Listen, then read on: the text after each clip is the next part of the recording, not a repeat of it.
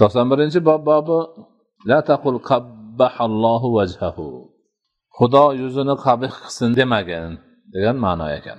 172-rivoyat hadis Abu Hurayra radhiyallohu anhu dan an nabiy sallallohu alayhi va sallam qol la taqulu qabbahallohu vajhahu.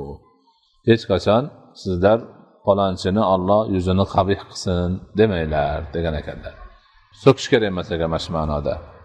173-rivoyat yana Abu Hurayra radhiyallohu anhu dan qala la taqulanna qabbahallohu vajhaka va vajha man ashbaha vajhika fa inna Alloha azza va jalla khalaqa Adama alayhi salam ala suratihi.